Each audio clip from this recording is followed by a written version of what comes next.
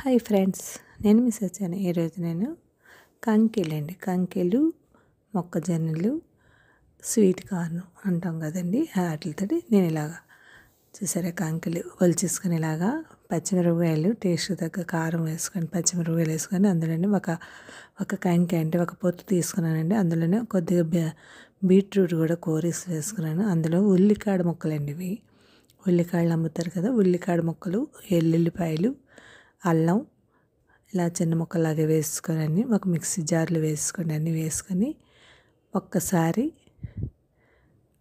Grind చేసుకోండి. ఒక్కసారి grind చేసాక అందులో కళ్ళుప్పు అండి, అంటే కళ్ళుప్పు అంటారు, లేకపోతే రాళ్ళుప్పు అంటారు, ఇంకా ఏ పేర్లు ఉన్నాయి అవి వేసుకోండి.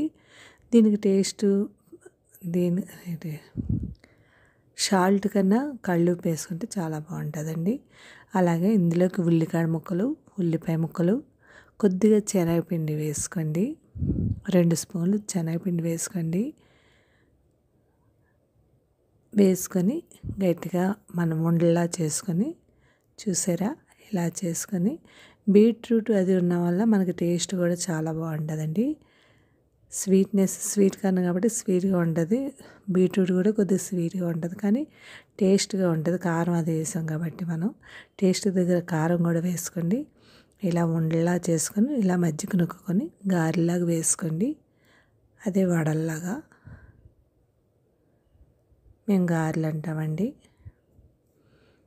ఇలా వేసుకొని వెంటనే తిప్పకూడదండి, ఒకసారి వేగాక తిప్పాలి. నూనె మరిగాక వేసుకోవాలండి. సిమ్ హై మధ్యలో పెట్టండి, మరీ సిమ్లో పెడితే నూనె పీల్చేస్తుంది గారెలైనా ఏవైనాని. అలాగని హైలో పెడితే మాడిపోతుంటే మధ్యలో ఉడకవు. కాబట్టి సిమ్ హైలో పెట్టుకొని దగ్గరుండి వేయించుకొని మీకు ఎలాగొచ్చాయో చెప్పండి. టేస్ట్ చాలా బాగున్నాయి, మీరు ట్రై చేయండి. Thank you. సబ్స్క్రైబ్ చేయండి, లైక్ కొట్టండి, కామెంట్ పెట్టండి. బాయ్. Thank you. చాలా టేస్ట్గా ఇందులో మనకి షేజ్వాన్ చట్నీ